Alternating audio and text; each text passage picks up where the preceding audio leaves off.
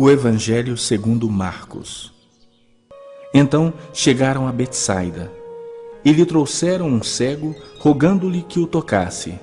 Jesus, tomando o cego pela mão, levou-o para fora da aldeia e, aplicando-lhe saliva aos olhos e impondo-lhe as mãos, perguntou-lhe: Vês alguma coisa? Este, recobrando a vista, respondeu: Vejo os homens, porque como árvores os vejo andando.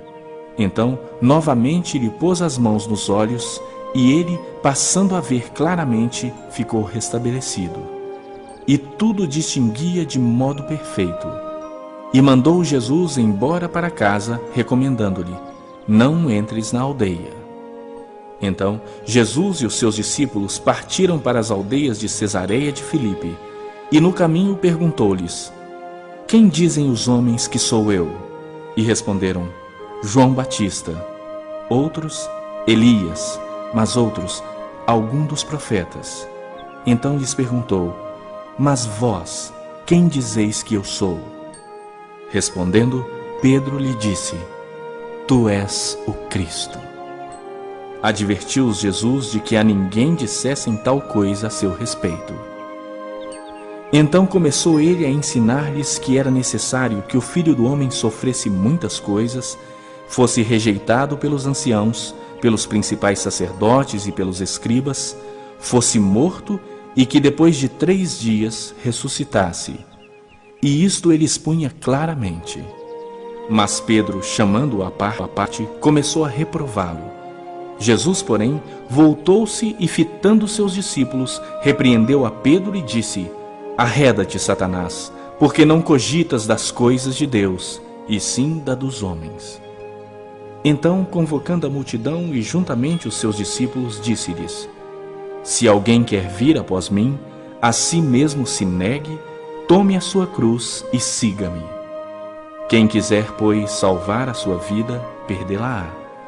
E quem perder a vida por causa de mim e do Evangelho, salvá-la-á. Que aproveita ao homem ganhar o mundo inteiro e perder a sua alma? Que daria um homem em troca de sua alma?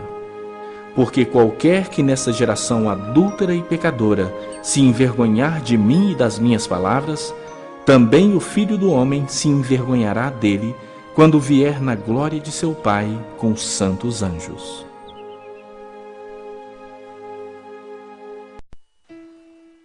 Capítulo 9. Dizia-lhes ainda: Em verdade vos afirmo que dos que aqui se encontram, alguns há que de maneira nenhuma passarão pela morte, até que vejam ter chegado com poder o reino de Deus. O segundo livro de Samuel, capítulo 20.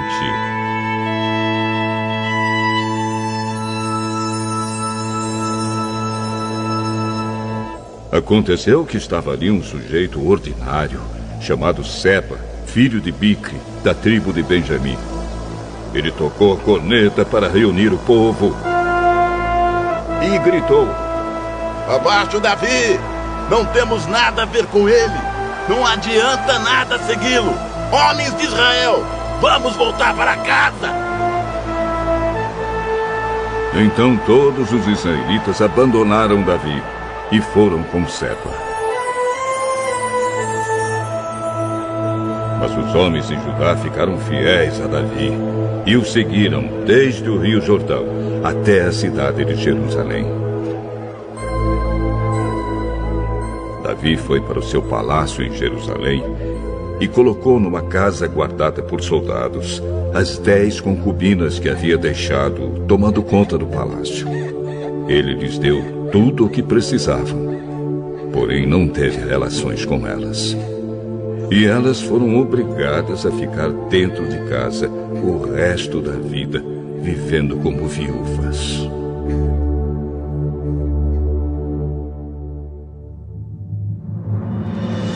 O rei disse a Amasa: Convoque todos os homens de Judá e esteja aqui de volta com eles depois de amanhã. Amasa saiu para convocar os homens.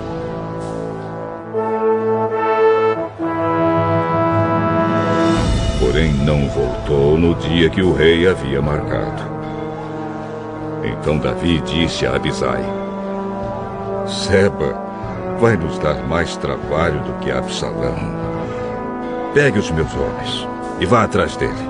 Senão, ele poderá tomar algumas cidades cercadas de muralhas e escapar de nós. Então os homens de Joabe, os queretitas e os peretitas e os soldados mais valentes seguiram Abisai. Eles saíram de Jerusalém para perseguir Seba. Quando chegaram à Pedra Grande, na cidade de Gibeão, Amasa encontrou-se com eles. Joabe estava vestido com roupa de guerra e tinha uma espada na bainha que levava pendurada no cinto. Quando ele avançou, a espada caiu. Então Joabe disse a Amasa: Como vai, meu amigo? E pegou na barba de Amasa com a mão direita para beijá-lo. Amasa não reparou que Joabe tinha uma espada na outra mão. Então Joabe enfiou a espada na barriga de Amasa. E os seus intestinos saíram e se esparramaram pelo chão. Ele morreu na mesma hora.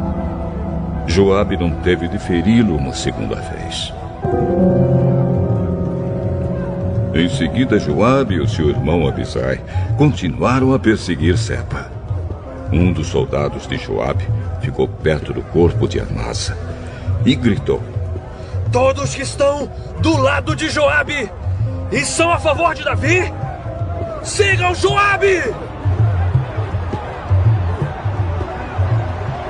O corpo de Amasa ficou estendido no meio da estrada, coberto de sangue. O ajudante de Joabe viu que todos estavam parando. Então arrastou o corpo para fora da estrada e estendeu um cobertor sobre ele, porque todos os que o viam paravam. Depois que o corpo foi tirado da estrada, todos foram com Joabe perseguir Seba.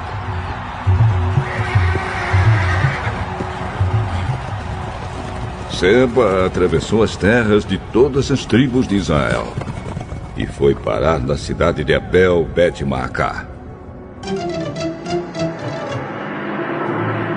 Todas as pessoas do grupo de famílias de Bicre se reuniram e foram com ele para dentro da cidade.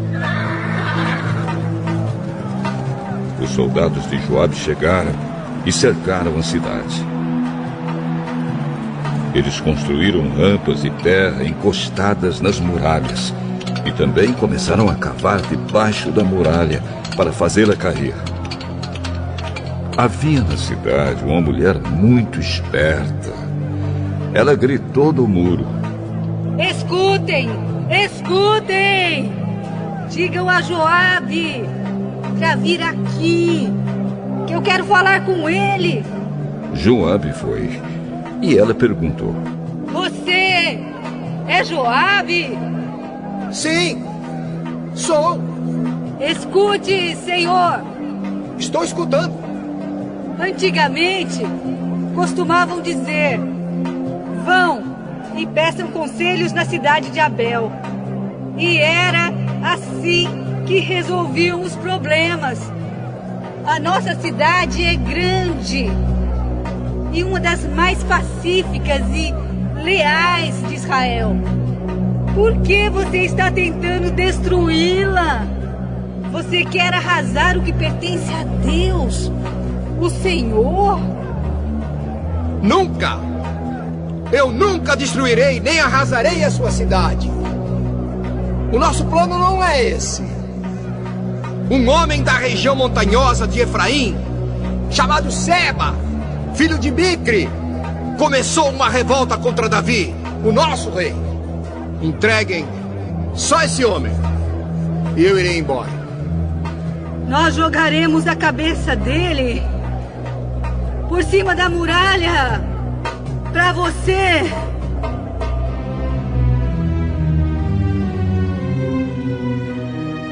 E ela foi dar o seu conselho ao povo da cidade. E eles cortaram a cabeça de Seba e a jogaram por cima do muro para Joabe. Ele tocou a corneta, reuniu os homens e todos deixaram a cidade e voltaram para casa. E Joabe voltou para perto do rei Davi, em Jerusalém.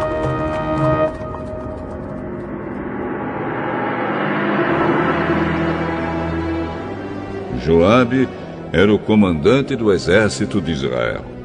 Benaías, filho de Joiada, era o chefe dos queretitas e dos peretitas. Adonirão era responsável pelos homens condenados a trabalhos forçados. Josafá, filho de Airude, era o conselheiro do rei. Seva era o escrivão. Zadok e Abiatar eram os sacerdotes. Ira, da cidade de Jair, também era um dos sacerdotes de Davi.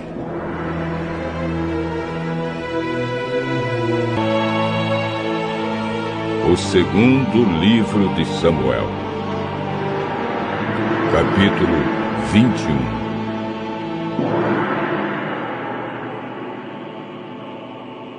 Durante o reinado de Davi, houve uma grande fome, que durou 3 anos seguidos. Por isso, Davi consultou a Deus, o Senhor, e ele respondeu: Saul e a sua família são culpados de assassinato. Ele matou o povo de Gibeão.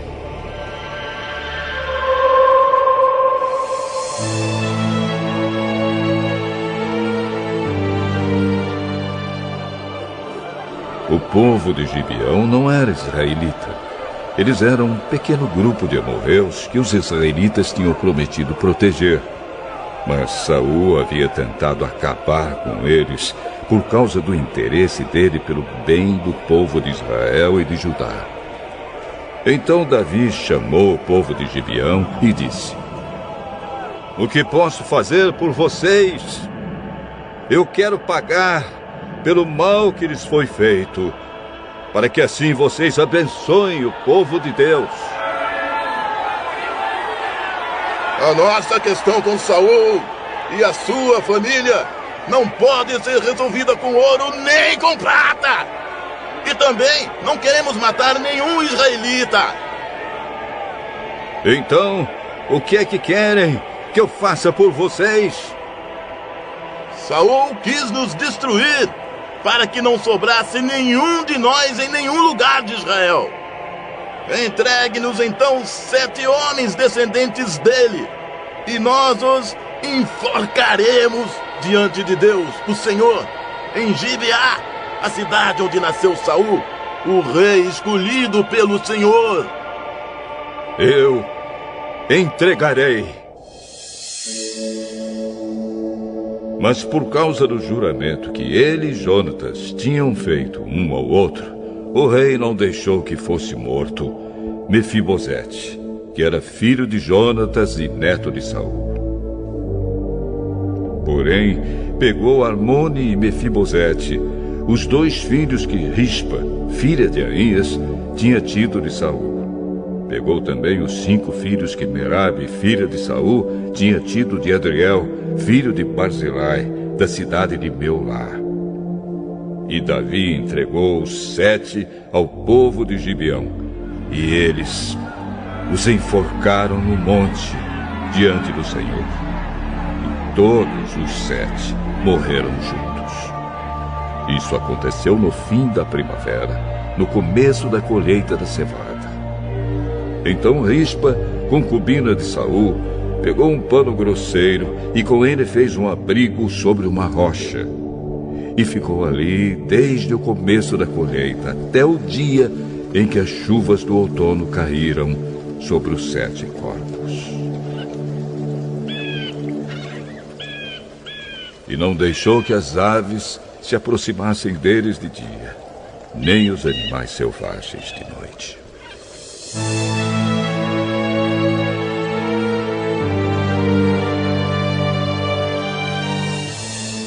quando soube o que Rispa tinha feito, Davi foi e tomou dos moradores de Jabes de Gileade os ossos de Saul e do seu filho Jonatas. Os moradores de Jabes haviam retirado os corpos da praça de Bet-San, onde os filisteus os tinham pendurado no dia em que mataram Saul no monte Gilboa. Davi então colocou os ossos de Saul e de Jonatas junto com os ossos dos 7 homens que haviam sido enforcados. Sepultaram os ossos de Saul e de Jonatas no túmulo de Quis, o pai de Saul, na cidade de Zela, no território da tribo de Benjamim. Tudo o que o rei mandou foi feito. E depois disso, Deus respondeu às orações do povo pelo seu país.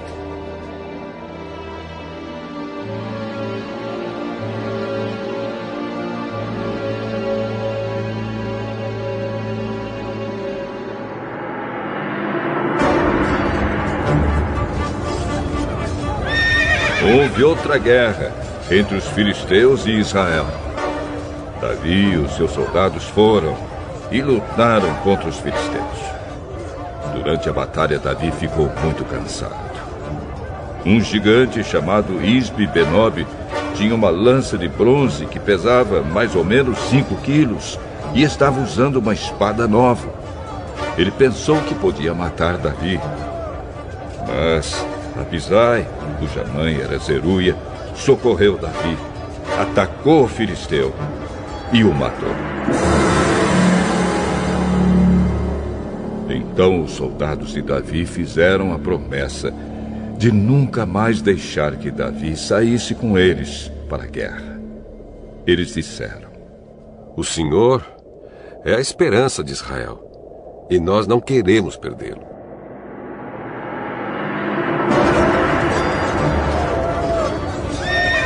Depois disso, houve outra batalha contra os filisteus, na cidade de Gob. E Sibecai, da cidade de Uza, matou um gigante chamado Safe. Houve mais uma batalha contra os filisteus em Gob. E Elanã, filho de Jair, de Belém, matou Golias, da cidade de Gate. O cabo da lança de Golias era da grossura do eixo de um tear de tecelão. E houve ainda outra batalha em Gate. Ali havia um gigante, descendente dos antigos gigantes, que tinha 6 dedos em cada mão e em cada pé. Ele desafiou os israelitas, e Jonatas, filho de Simeia, irmão de Davi, o matou. Esses 4 eram descendentes dos gigantes da cidade de Gate, e foram mortos por Davi e os seus soldados.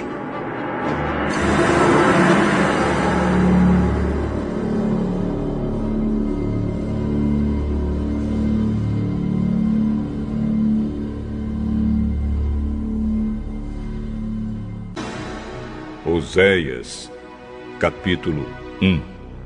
Esta é a mensagem que o Senhor Deus deu a Oséias, filho de Beere, durante os reinados de Uzias, Jotão, Acás e Ezequias, na terra de Judá, e de Jeroboão, filho de Joás, na terra de Israel. Quando o Senhor Deus falou pela primeira vez por meio de Oséias ao povo de Israel, ele disse a Oséias: Vá e case com uma prostituta de um templo pagão. Os filhos que nascerem serão filhos de uma prostituta, pois o povo de Israel agiu como uma prostituta. Eles foram infiéis e me abandonaram.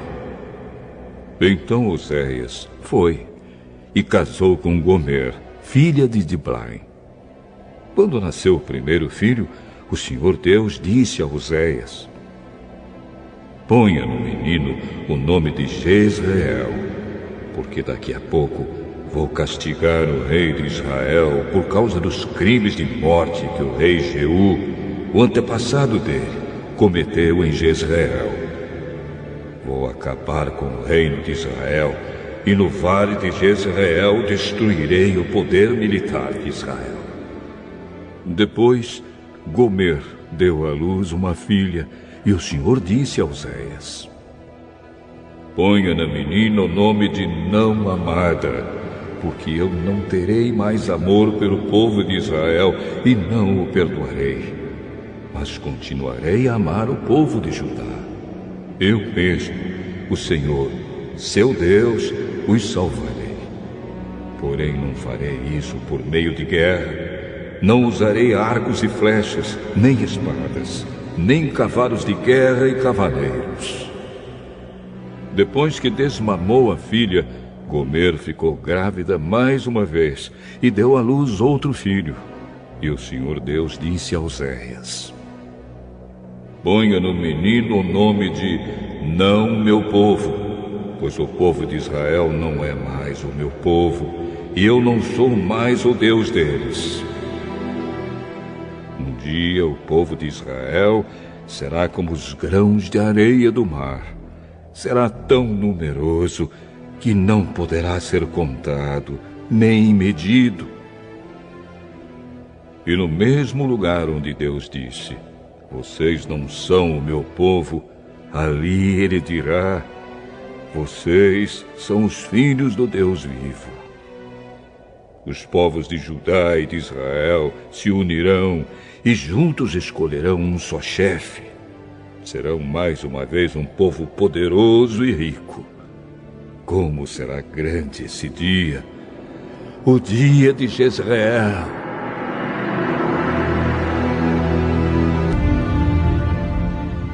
Oséias, capítulo 2.